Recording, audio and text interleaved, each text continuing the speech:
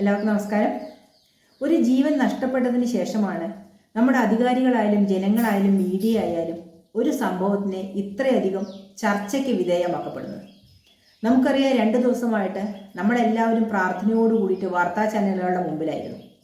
ജോയി എന്ന ശുചീകരണ തൊഴിലാളി തിരുവനന്തപുരത്ത് ആമയിഴഞ്ചാൻ തോട്ടിലെ ശുചീകരണ പ്രവർത്തനത്തിന് ഇറങ്ങുകയും വെള്ളത്തിന്റെ ഒഴുക്കിൽപ്പെട്ട് ആ തോട്ടിൽ മുങ്ങിപ്പോവുകയും കാണാതാവുകയും ചെയ്തു.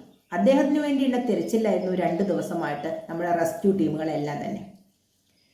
സ്ക്യൂബ സംഘങ്ങൾ വന്ന് മുങ്ങി തപ്പി തിരയാൻ നോക്കിയപ്പോഴാണ് ഇതിൽ മുങ്ങൽ സാധ്യമല്ല, നീങ്ങി പോകാൻ അവർക്ക് സാധ്യമല്ല എന്ന് മനസ്സിലാക്കി. അതായത് താഴേന്ന് മുകളിലേക്ക് 1.5 അടി ഉയരത്തിൽ മാലിന്യം കട്ടയായി കിടക്കുകയാണെന്ന് പറയുന്നത്. എത്രയോ കാലമായിട്ട് മാലിന്യം അവിടെ ഡംപായി കട്ടയായി ഉറച്ച അവസ്ഥയിൽ കിടക്കുകയാണ്. ഒരു തരത്തിലും ആ ചളിയിലൂടെ മാലിന്യത്തിലൂടെ സ്ക്യൂബ സംഘങ്ങൾക്ക് മുങ്ങിപ്പോകാൻ കഴിയില്ല. അവിടെ നിന്ന് തിരയാൻ തന്നെ ആളുകൾക്ക് കഴിയില്ല. അത്രയധികം വൃത്തിഹീനമായിട്ടുള്ള ഒരു തോടായി മാറിയിരുന്നത്. മാലിന്യം ഒഴുകുന്ന തോട് തന്നെയാണ്. എങ്കിലും ഇത്രയധികം മാലിന്യം ഡംപാകുന്ന ഒരു അവസ്ഥയിലേക്ക് നമ്മുടെ അധികാരികൾ അതിനെ എത്തിച്ചു. മേയർ പറയുന്നത് റെയിൽവേയുടെ തെറ്റാണ്, റെയിൽവേയുടെ ഭാഗത്ത് റെയിൽവേ വൃത്തിയാക്കേണ്ടതാണ്, റെയിൽവേ ചെയ്തില്ല, പ്രോപ്പറായിട്ടുള്ള കാര്യങ്ങൾ റെയിൽവേ ചെയ്തില്ല എന്ന് മേയർ പറയുന്നു. റെയിൽവേ പറയുന്നു ഞങ്ങൾ 2 വർഷം അടുപ്പിച്ച് ഞങ്ങളാണ് ക്ലീൻ ചെയ്തുകൊണ്ടിരുന്നത്, പിന്നീട് അത് അവർ ഏറ്റെടുത്ത് അവർ ചെയ്തു, പിന്നീട് ഞങ്ങൾക്കാരും ഒന്നും ഇതിനെക്കുറിച്ചുള്ള ഒരു റിപ്പോർട്ടും തന്നില്ല എന്ന് പറഞ്ഞു. മേയർ പറയുന്നു കത്ത് കൊടുത്തു എന്ന്, റെയിൽവേ പറയുന്നു കത്ത് തന്നിട്ടില്ല എന്ന്. ഇവരങ്ങോട്ടും ഇങ്ങോട്ടും പഴിചാരിയാണ്. നഷ്ടപ്പെട്ട ജീവൻ ആര് വില പറയും? അതാണ് അറിയാത്തത്. പാവപ്പെട്ടവനാണെങ്കിലും അവനും കാത്തിരിക്കാൻ ഒരു കുടുംബമുണ്ട്, ഒരു അമ്മയുണ്ട്, അല്ലെ? ആ അമ്മയ്ക്ക് മാത്രമാണ് നഷ്ടം. ഈ തർക്കിക്കുന്നവർക്ക് ആർക്കും നഷ്ടം സംഭവിക്കുന്നില്ല. ആ ഒരു ജീവന്റെ വില ഇവർ തിരിച്ചറിയുന്നില്ല. പരസ്പരം തർക്കിക്കുകയാണ് ചെയ്യുന്നത്. ഈ ഒരു അവസ്ഥ എന്ന് മാറും? എല്ലാ ചാനലുകളിലും രാത്രി ചർച്ചകൾ കണ്ടു. ഈ തോടിനെ കുറിച്ചും ഇതിലെ മാലിന്യത്തെക്കുറിച്ചും, ഇത് ആര് ചെയ്യണം, ആരുടെ പിടിപ്പുകേടാണ് എന്നുള്ളതിനെ കുറിച്ച് വിശദമായിരുന്ന് ചർച്ച ചെയ്യുന്നു കണ്ടു. എന്നിട്ട് എന്താണ് ഇവിടെ സംഭവിക്കുക? ഇപ്പോഴും തർക്കം തുടരുകയാണ്. റെയിൽവേ ചെയ്യണം, ഞങ്ങൾ ചെയ്യണം എന്ന് പറഞ്ഞാൽ തർക്കം തുടർന്നുകൊണ്ടിരിക്കുകയാണ്. എല്ലാ ഉദ്യോഗസ്ഥരും അവനവന്റെ ജോലി പ്രോപ്പറായിട്ട് ചെയ്യുകയാണെങ്കിൽ ഇങ്ങനെ ഒരു അവസ്ഥ വരുമായിരുന്നു. നമ്മുടെ കേരളത്തിന്റെ തലസ്ഥാനമാണ് അല്ലെ തിരുവനന്തപുരം എന്ന് പറഞ്ഞാൽ. തലസ്ഥാനത്ത് എല്ലാ മന്ത്രിമാരും MLA-മാരും MP-മാരും ഒക്കെ ഉൾപ്പെടുന്ന ഒരു സംഘങ്ങൾ മിക്കപ്പോഴും ഉള്ള ഒരു സ്ഥലം അല്ലെ. അപ്പൊ അങ്ങനെയുള്ള ഒരു സ്ഥലത്താണ് ഇങ്ങനെ ഒരു സംഭവം ഉണ്ടായിരിക്കുന്നത്. അവിടെ നമ്മുടെ തലസ്ഥാന നഗരത്തിൽ പോലും പാലിക്കാൻ കഴിയാത്ത ശുചീകരണം പിന്നീട് എവിടെയാണ് നടക്കുക പ്രോപ്പറായിട്ട്? ഇത്രയധികം അഴുക്കടിഞ്ഞുകൂടാൻ വേണ്ടി മാത്രം ശുചീകരണം നടത്തിയിട്ടില്ല എന്ന് പറയുമ്പോൾ അധികൃതരുടെ അനാസ്ഥയൊന്ന് ആലോചിച്ച് നോക്കൂ. ഇത്രയധികം വേസ്റ്റ് ഡംപാവാണ്. അവർ പറയുകയാണ് ഇത് കുത്തി ഇളക്കി കളയാൻ പോലും പറ്റുന്നില്ല. അങ്ങനത്തെ ഒരു അവസ്ഥയിലാണ്. എന്തെങ്കിലും വെച്ച് കുത്തി ഇളക്കി ഒരു മൃതദേഹം തെരഞ്ഞു നോക്കി, കിട്ടുന്നില്ല. എവിടെയെങ്കിലും തങ്ങി നിൽക്കുന്നുണ്ടോ എന്ന്. 1 അടി മാലിന്യം അങ്ങോട്ട് നീങ്ങണ്ടേ? അത്രയ്ക്കും ഡംപായിട്ടുള്ള ഒരു അവസ്ഥയിലായിരുന്നു. വെള്ളം പമ്പ് ചെയ്ത് വറ്റിച്ച് നീക്കാൻ നോക്കി, എന്നിട്ടും നടന്നില്ല. പക്ഷെ അവരൊക്കെ അങ്ങനെ കുത്തി ഇളക്കി ഈ തോട് എങ്ങനെയെങ്കിലൊക്കെ കുത്തി കുറേയൊക്കെ മാലിന്യങ്ങൾ മാറ്റി നോക്കിയതിന്റെ ഫലമായിട്ടായിരിക്കും ഇന്നലെ രാത്രി ഉണ്ടായ അതിശക്തമായ മഴയുള്ള കുത്തൊലിപ്പ് കാരണം ഈ മൃതദേഹം അപ്പുറത്തെ തോട്ടിലേക്ക് ചെന്ന് ചേർന്നത്. അതുകൊണ്ട് തന്നെയാണ് ഇന്ന് രാവിലെ അദ്ദേഹത്തിന്റെ മൃതദേഹം നമുക്ക് കിട്ടിയതും. അല്ല എന്നുണ്ടെങ്കിൽ എവിടെയെങ്കിലും തങ്ങി നിന്ന് ചീഞ്ഞഴുകി പോവുകയുണ്ടാകുമായിരുന്നുള്ളൂ. ഇന്നലെ നമ്മുടെ തെരച്ചിൽ സംഘങ്ങൾ നടത്തിയ കഠിന പ്രയത്നത്തിന്റെയും കൂടി ഭാഗമായിട്ടാണ് അദ്ദേഹത്തിന്റെ ബോഡി കിട്ടിയത് എന്ന് വേണം പറയാൻ. അവരെ അഭിനന്ദിച്ചേ തീരുള്ളൂ. കാരണം നമ്മുടെ ജഡ്ജി ദേവൻ രാമചന്ദ്രൻ പറഞ്ഞതുപോലെ തന്നെ നമ്മുടെ സ്വന്തം വീട്ടിലുള്ള മാലിന്യം നീക്കാൻ മടിക്കുന്ന മലയാളികളാണ് ഓരോരുത്തരും. നമ്മുടെ വീടോ പരിസരത്തോ എവിടെയെങ്കിലും കുറച്ച് മാലിന്യം കൂടി കിടക്കണമെങ്കിൽ അതൊന്ന് നീക്കം ചെയ്യാൻ പലർക്കും മടിയാണ്, അറപ്പാണ്. അങ്ങനെയുള്ളപ്പോഴാണ് അവരുടെ ജോലിയുടെ ഭാഗമാണെങ്കിൽ കൂടിയിട്ട് ഇത്രയും മാലിന്യത്തിൽ അത് ഇല്ലാത്ത വസ്തുക്കളില്ലാന്ന് അവർ പറയുന്നു. അങ്ങനെയുള്ള സ്ഥലത്ത് ഇവര് മുങ്ങി ആ ഒരു ജീവൻ തിരിച്ചു കിട്ടുകയാണെങ്കിൽ കിട്ടട്ടെ എന്ന് ആലോചിച്ച് മുങ്ങി തപ്പിയത്. അവരെ സമ്മതിച്ചേ തീരുള്ളൂ. അവർക്ക് ഈ ശമ്പളം അല്ലാതെ എന്തെങ്കിലും ഒരു തരത്തിലുള്ള പാരിതോഷികം കൊടുക്കേണ്ടതാണ്. അതിന് അർഹരാണ് അവർ. കാരണം 2 ദിവസമായിട്ട് രാവും പകലും ഇല്ലാതെ അവരാ അഴുക്കിൽ കിടന്ന് കുളിക്കുകയായിരുന്നു. ഒരു അറപ്പോ വെറുപ്പോ ഒരു നെറ്റി ചുളിക്കലോ പോലും ഇല്ലാതെ അവരവരുടെ ജോലിയാണ്, സമ്മതിച്ചു. എങ്കിലും ജോലിയുടെ ഭാഗമാണെങ്കിൽ കൂടിയിട്ട് ഒരു ജീവൻ രക്ഷിക്കാൻ പറ്റുകയാണെങ്കിൽ രക്ഷിക്കാൻ പറ്റട്ടെ എന്നുള്ളൊരു ചിന്താഗതി വെച്ചിട്ട് ആ അഴുക്കിൽ കിടന്ന് കുളിച്ചുകൊണ്ടിരിക്കുകയായിരുന്നു അവർ. അപ്പോൾ അതവരെ സമ്മതിച്ചേ തീരുള്ളൂ.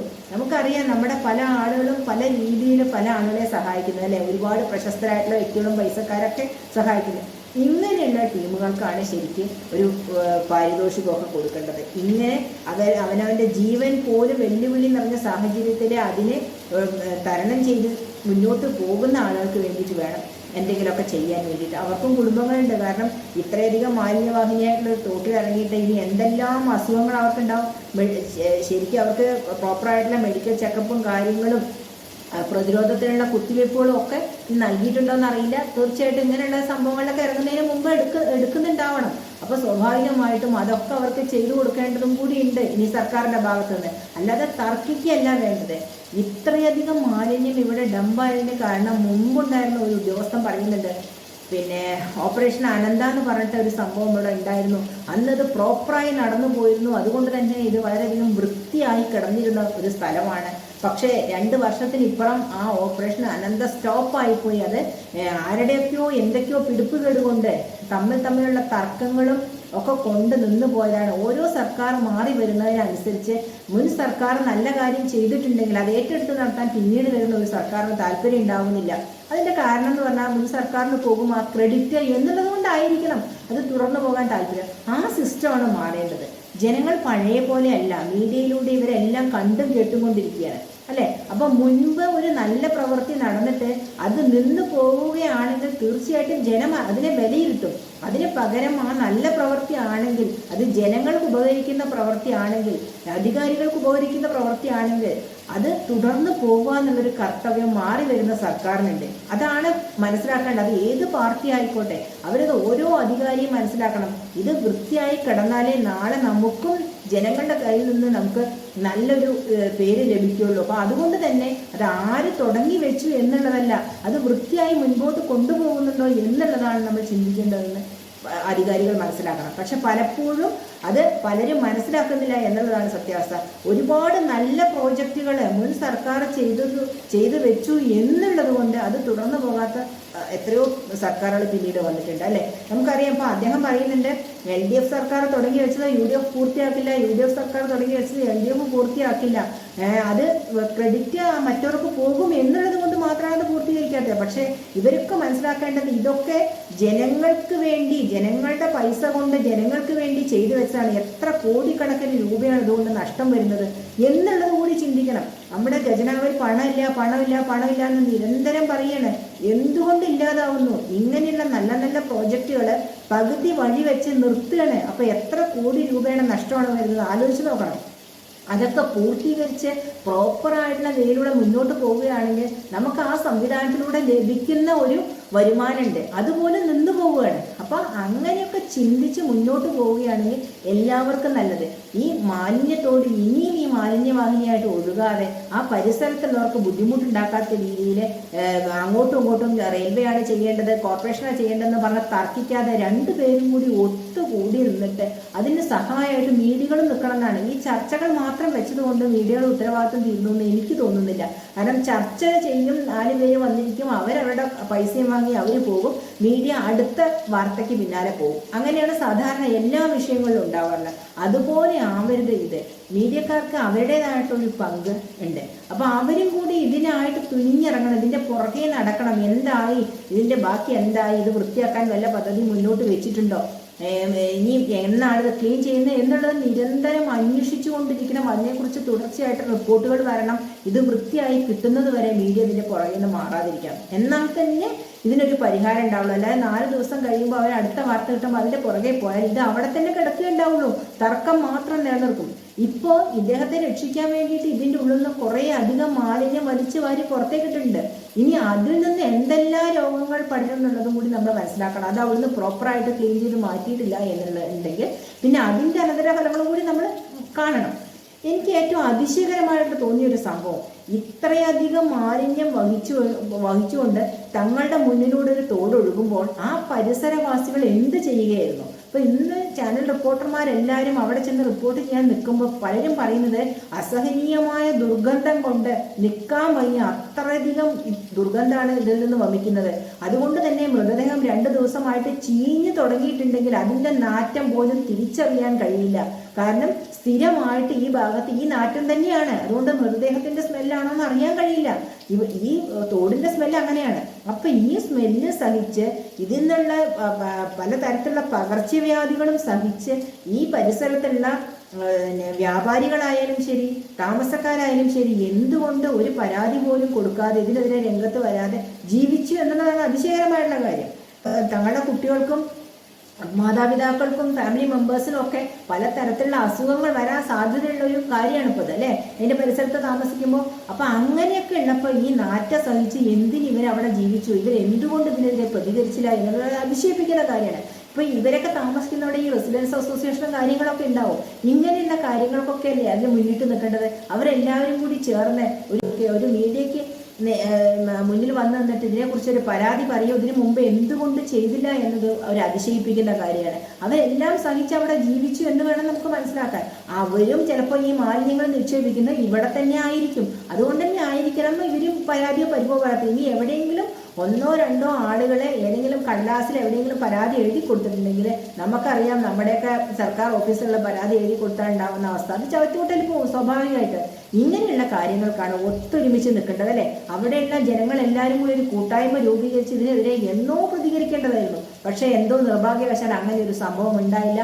ഒരു മനുഷ്യന്റെ ജീവൻ പോവേണ്ടി വന്നു. ഇങ്ങനെ ഒരവസ്ഥയാണ് അവിടെ എന്നുള്ളത് പുറം ലോകം അറിയാനും മനസ്സിലാക്കാനും ജനങ്ങൾ ഇടപെടാനും ഒക്കെ ഇങ്ങനൊരു അവസ്ഥ, ഒരു മനുഷ്യന്റെ ജീവൻ ബലി കൊടുക്കേണ്ടി വന്നു.